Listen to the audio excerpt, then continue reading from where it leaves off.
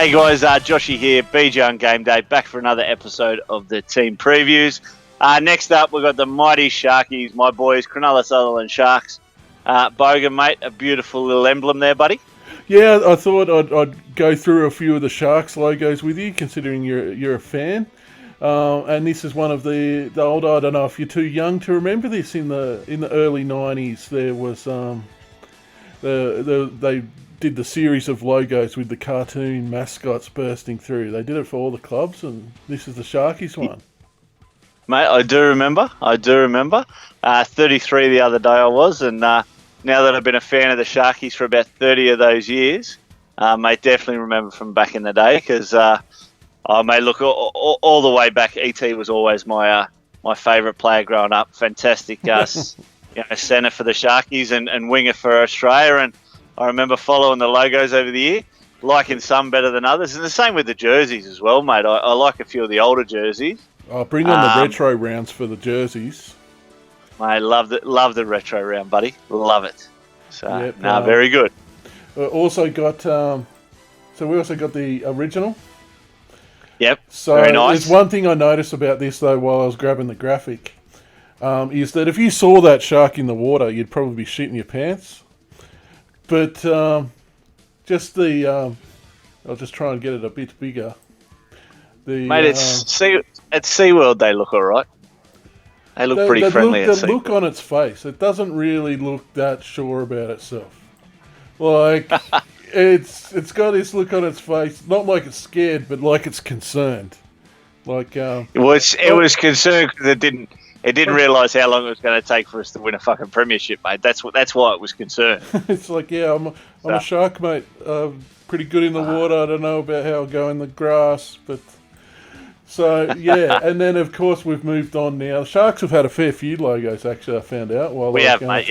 Yeah, we have. So you've now went to the modern, and unfortunately you can't see it very well because it's all in black. But the modern Sharks That's not where we are at the moment, is it? It's what it is according to Wikipedia. Oh, mate, why are you listening to Wikipedia? I swear that's not our current because one. Wikipedia's got all the graphics, so I don't have to do anything to them. Like, they're already transparent and shit. Yeah, gotcha. There you go. Well, there you go. That must be it. Anyway, we'll kick on, mate. Very good. Loving your work. Oh, all right. I can see the Sharks riding underneath. Yeah. I just don't. I'd have to check it out. Like you say, we've had that many over the years. I'll have to make a short list of the favourite. But guys, massive year for the Sharkies coming up. We've just had the Nines over the weekend, and unfortunately the Sharks couldn't get past the first round. I wasn't too dirty about that because in the BJ Game Day League, Marty got the Sharkies, and now he's got about 5th pick. Whereas somehow, by some miracle, I picked the Cowboys. I didn't even know who the Cowboys were sending, to be honest. And the Cowboys have taken it out. And now I've got the number 1 pick, which is probably the hardest spot because I've got no idea who I'm going to pick first in draft. But anyway, look, guys, we have a look here at the NRL.com round 1 predicted team. And probably why we went over to the Nines as favourites, because we took a lot of these players over. Not so much our back 5, but a lot of the forwards and our halves. Unfortunately, we got towed up in the first round by the Dragons in the Nines, but then we gave the Doggies a little bit of flogging as well. Unfortunately, couldn't get through on for and against. But we probably see the number 1 pick player in Supercoach here in the Sharkies, and that is number 9 in Blake Brayley. 201,000, starting hooker. A lot of people have this guy on their team because there's plenty of expectation for him to make a lot of money. Another one on the bench there that is vying for that starting spot is Cam King. Cam King had a bit of time with I'm pretty sure the Dragons, and also a bit of time with the Eels as well before going over the UK, and has now come back and signed with the Sharkies. Obviously, Jaden Brayley, Blake Brayley's brother, signed with the Newcastle Knights at the end of last season, and now we see Blake in that starting spot for now. Obviously, Team List Tuesday will come out in the next couple of weeks, and we'll see if that is exactly how it's to go. But a few retirements over the end of the season with Paul Gallen and such, and we'll see a new entry there in the number 13 jumper. Jack Williams. Now, cracker of a season last year for Jack off the bench a lot. Managed to average quite well in Supercoach. Sits at currently about 397,000 for Supercoaches. Little bit of a look. I had him in my team at one stage, but unfortunately, I've had to go on a bit of a cheaper option just to, I guess, free up a little bit of cash. So may find himself in a few teams. If his work rate and his workload can be anything like Paul Gallen, he's definitely got a lot of good ball skills there.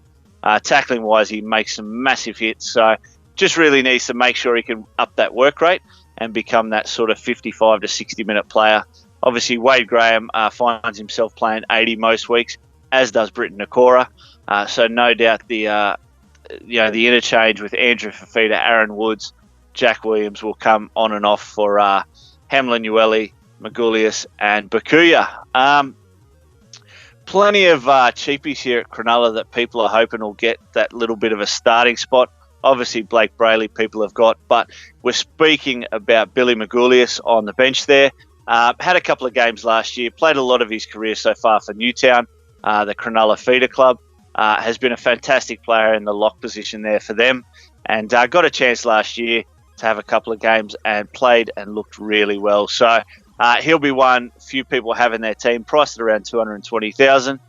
Is a cheapie to watch out for. Another one there in the others list would be Toby Rudolph. Now, he actually won the man of the match for the New South Wales Cup final last year. Had an absolute cracker of a game. Week in, week out was one of Newtown's best players, and really showed that he was ready for that step up. Unfortunately, obviously, with the likes of Gallen and I guess that solid pack that Cronulla have had, just hasn't found a way to push his way in, but no doubt he will. A few of these other guys in the others look good in the nines. Your players like your Ronaldo Mulatalo, he looked fantastic. Plenty of talk in the last couple of weeks around Josh Dugan, whether he was going to get shunted back to reserve grade, whether he was going to get released to another club, injuries galore, not turning up to training. There's just so much talk around Dugan. You've got to imagine that some of it's true. For me personally, I'd be having Mulatalo in there. I do love Sione Katoa. He's just got too many, I guess, downsides to him. In attack-wise and speed, there's not too many better in the game, but he's just got some deficiencies in defence and things like that. So he'll probably find himself in Newtown colours for a little bit longer until he starts to sort of step up that next level. Josh Morris, look, we've spoken in a couple of episodes so far that he asked for an immediate release. My anticipation was that they'd do that. However, with the ongoing injuries that Matt Moylan's facing and the unlikelihood that he will start round one, Josh Morris will probably be paying that fullback role. We've seen the return of Jesse Ramian, who was in our pod episode as the Cronulla pod. He's come back from the Newcastle Knights, where he sort of had a bit of an unsuccessful stint. Didn't find his way as much as he was at Cronulla. And he will return to probably pair up with Bronson Cherry in what I think is probably the best centre wing pairing in the game with regards to potential. Both these guys, 21, 22 years old. I don't think Cherry, I think he's even 19. So these guys could be absolutely anything. And, if Cronulla can keep a hold of them, obviously a lot of players these days are demanding high dollars and big money to play. I would like to think Cronulla can hold these guys, because if they can, they'll be, I guess, some very, very solid starting players for the next umpteen years for the Sharkies. Now, let's have a quick chat about SJ. Sean Johnson in the number 6 spot. Again, probably had a failed Nines campaign. Looked good at times. Looked good. Considering he's probably the premier, I guess, half in the competition when it comes to footwork and creativeness. A lot of people thought the Nines would be his perfect game, but he just sort of hasn't shone through that early in the season. Something he can work towards. Him and Shad Townsend have had their combination at Cronulla as well as the Warriors days as well, so they play well together. What I've noticed the last couple of seasons from Cronulla is, though, the defensive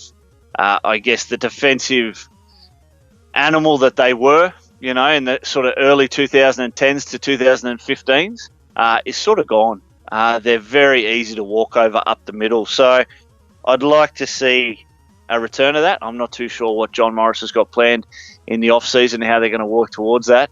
But the missed tackles and that kind of stat definitely hurts super coaches. There's been a lot of missed tackles. I think Britton Nakora averaged about 4 or 5 missed tackles a game last year. Fafita misses plenty. Chad Townsend misses plenty. There's a lot of line breaks up through the middle of Cronulla. So Blake Brayley, obviously a very young footballer in the number 9, will need to get his shoulders right, because if he's going to defend for sort of 55 to 60 minutes every game, we saw obviously Jaden Brayley, that sort of tested him out as well. So a few things there for Cronulla to work on. Supercoach-wise, some very, very interesting players across the whole team, and then outside to the extended squad. So, players like Braden Trindle, Connor Tracy, these are all very, very good young players. It's just a matter of obviously injuries playing a part for them to get a start. We all know that at some stage during the season, Sean Johnson will get injured. So it's just about who plays number 6 then. Connor Tracy's obviously come over from the Bunnies and looks fantastic. So we'll see how he goes. And I'd love to see Will Kennedy get a chance at the fullback position as well, because I've loved to watch him for the Newtown Jets. Mate, the Sharkies, let's just jump over to the draw there, mate, and see when they've got the bye. All right, so obviously, again, round 12 for the bye with Cronulla, much like a lot of the top teams, and that'll help us get that team set for the rest of the season once we've, gotten through the origin and second bye period. Look, the draw for Cronulla to begin with isn't easy. The Bunnies to start and the Storm in round 2 is always going to be tough, so you could very easily see them being 0-2 after the first couple of rounds, and we'll see how things go from there. But as always, got plenty of confidence in my boys. Up Cronulla. Hopefully we can get it done. But guys, the BJ on Game Day group code is there, 218-667. Hopefully we've had plenty of teams join the All-In League by now. It will have come out in the past, one of the past episodes, so make sure you keep an eye out for that. Don't have it here with me, but no doubt it's full by now. And mate, the next episode we've got Manly Seagulls, so keep an eye out for that. We'll run through all the Trbojevic brothers, and we'll also run through the rest of their squad, Sneaky Pod and Jack Kaczewski, and obviously their general that runs them around the park, DCE. Thanks, guys. Catch you next episode. Hey, guys. Joshy here. Thanks very much for joining us for another episode of BJ on Game Day. Make sure to hit that like button, subscribe, hit the bell on YouTube for all your notifications. If you do want to follow us on Facebook, you can find us there at BJ on Game Day, and on Twitter, we're at BJ on Game Day as well. So, guys, we'd really like your support with that. Follow us so we can know you guys are enjoying the content. Thanks very much.